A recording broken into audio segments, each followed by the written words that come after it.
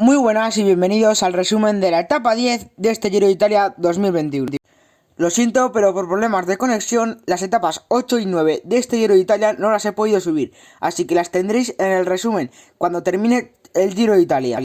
Bueno, aquí os dejo el perfil. Como vemos, un primer repecho de la etapa muy largo, pero muy tendido, luego unos cuantos repechos, una bajada y empezaba el único puerto de la jornada de cuarta categoría, con un final llano,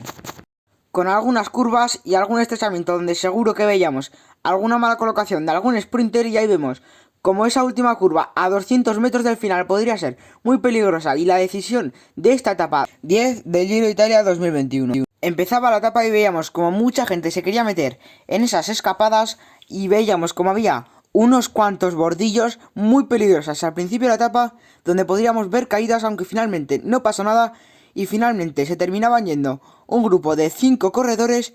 con muchísimo esfuerzo. Estos 5 corredores que serían Pelot, Ribi, Osens, Marengo y Van der Horn, ganador de una de las etapas de este Giro de Italia. Por detrás, en el pelotón, los equipos de los sprinters controlaban esa fuga para que no se fueran a más de 4 minutos. Y las cámaras nos enfocaban a este líder del Giro de Italia 2021, que veíamos como todo su equipo estaba en línea para protegerle del viento y que no gastara más de lo debido y pudiera llegar a ese final con trampas bien colocado. La fuga de hoy, que llegaba a tener entre 3 y 4 minutos sobre el pelotón de los favoritos,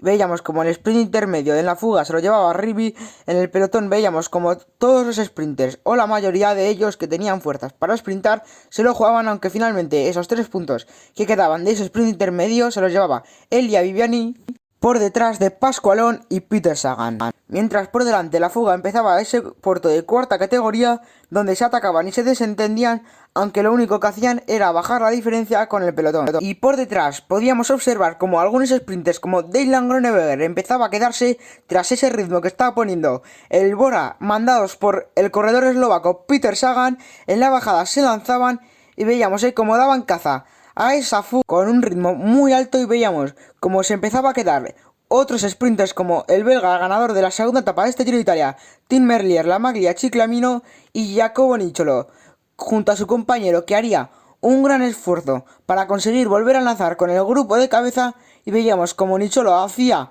gestos de que no iban a llegar y paraba a su compañero Víctor Campenar, y también veíamos como le daba las gracias por haber hecho todo ese esfuerzo aunque no haya servido de nada. Y mientras tanto en el pelotón se jugaban esos sprint intermedios que veíamos como Filippo gana rueda de Egan Bernal, tenía que salir por detrás Remco Evenepoel, que parecía que se los iba a llevar, aunque finalmente con una facilidad impresionante Jonathan se los terminaba llevando para quitarle esos 3 segundos a Remco Evenepoel y no le sacara más distancia de la debida a su compañero Egan Bernal. Veíamos como Remco Evenepoel, después de ese sprint intermedio, se reía con Egan Bernal. Entrábamos en esos últimos kilómetros y todo el mundo quería estar bien colocado. Entraba el Bora en ese último kilómetro en primer lugar para lanzar a Peter Sagan. Había una caída de un solo corredor del DSM que provocaría bastantes cortes en el pelotón y se iban un grupo de pocos corredores con los favoritos de los sprinters. Veíamos como el Cofidis quería salir en cabeza, aunque finalmente Sebastián Molano abría unos pequeños huecos para lanzar a Fernando Gaviria. Cerraba el hueco en primera persona Peter Sagan a rueda Fernando Gaviria. Finalmente la victoria sería para el corredor del Bora, Peter Sagan. Nos alegramos muchísimo todos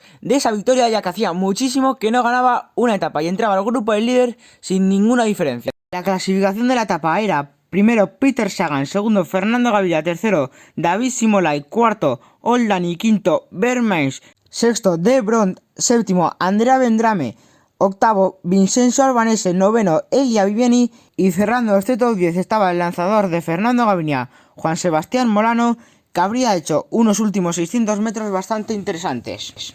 La clasificación general sin muchos cambios, aguantando la maglia rosa el colombiano Egan Bernal, segundo Remco Evenepoel a 14 segundos, recortando un segundo en las bonificaciones de ese sprint intermedio, tercero Alexander Blasov a 22, cuarto Giulio Ciccone a 37, quinto Attila Valter a 44, sexto Hugh Carthy a 45, séptimo Damiano Caruso a 46, Daniel Martin a 52, a 56 Simon Yates y a 1 minuto 02 el italiano Davide Formolo. La clasificación de esta maglia Ciclamino con bastantes cambios en esta general: primero el eslovaco ganador de esta etapa del Giro de Italia, Peter Sagan, con 108 puntos, segundo Fernando Gaviria con 91 y tercero David Semolai, el corredor del Israel Startup Nation, con 91 puntos, los mismos que el colombiano Fernando Gaviria. Aguantaría hasta Maglia Surra Geoffrey Bouchard con 51 puntos, segundo Egan Bernal, líder de este Giro de Italia con 48, tercero Gino Mader con 44, que le sacaría una diferencia